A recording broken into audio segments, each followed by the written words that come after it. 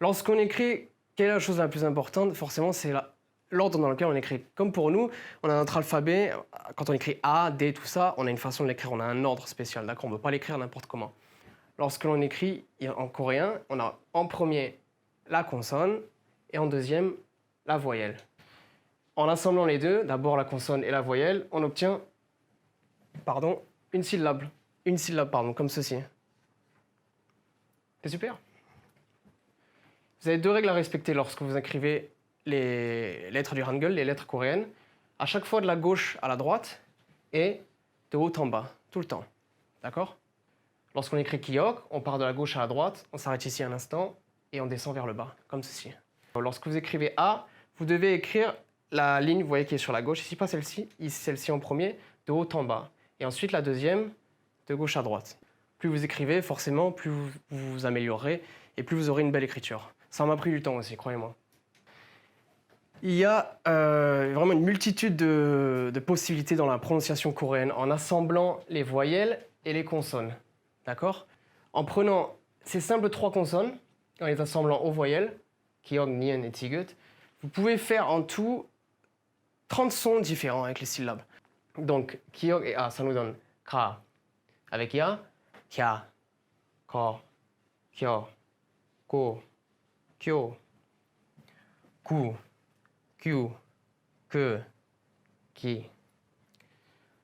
Ensuite, Na, Nya, No, Nyo, No, Nyo, Nu, Nyu, Ne, Ni. Ta, Tia, To, Tio, To, Tio, je vais de l'autre côté, Tu, Tiu, Te, Ti. Comme ça. En se faisant tous les deux, la mère et le bébé, la consonne et la voyelle, ils forment donc des mots qu'on utilise quand on parle et quand on écrit. En lisant tous les jours toutes ces consonnes, les 14 consonnes, les 14 voyelles et les 10 consonnes, assemblées comme ceci, lisez un petit peu tous les jours, essayez de vous entraîner et croyez-moi, ça va vraiment vous aider.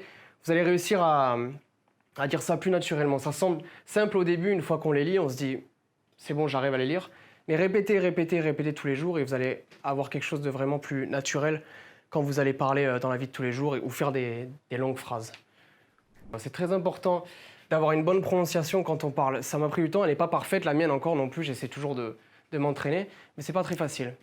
Pyongyang, c'est le son le plus léger, d'accord? Nous avons Tiup, Tigun, Shiot, Tiun, Kiok, d'accord?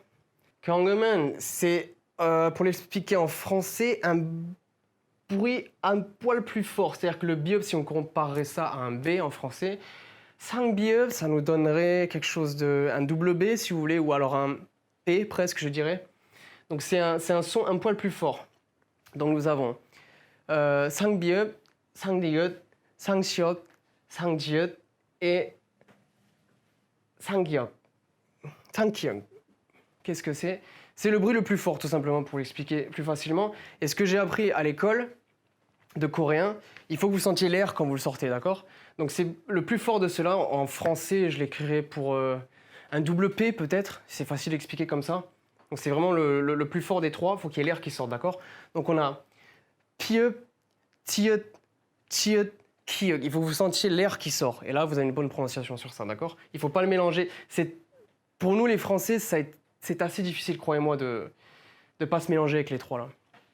Lorsque nous avons une syllabe à 3 lettres, nous avons premièrement Chosong, la première, qui sera donc la consonne, Chungsong, la deuxième lettre, qui sera donc la voyelle, et Chongsong, ce qu'on n'a pas enfin, c'est quelque chose d'assez unique au coréen, ce qu'on appelle la final consonant en anglais, c'est la voyelle de fin, la consonne de fin, pardon. C'est la consonne de fin, donc ça va être un bruit assez retenu. Je vais essayer de vous montrer tout à l'heure. Pour tous les trois, donc vous avez les consonnes, comme je disais là, la consonne vous appuyez, celle-ci c'est un petit peu retenue. Celle du milieu, vous utilisez simplement la voyelle. Lorsqu'on prend l'avion et qu'on arrive en Corée, nous sommes dans un aéroport qu'on appelle Kongang. En coréen, je vais vous expliquer comment ça marche. Vous savez, Kiok, O, Ieng, pardon. Je vous disais donc Kong. on dit Kong. Le yung à la fin, la final consonant, comme je vous le disais, elle est assez retenue, vous voyez. Ensuite, hang, pareil, qui finit par yung. Chosong, nous avons hyut. En moum, en jungsong, nous avons a. Et pour la dernière voyelle, nous avons yung. Pareil, on dit hang avec la final consonant. Quelque chose qu'on n'a pas en français, encore une fois, c'est quelque chose d'assez unique au coréen.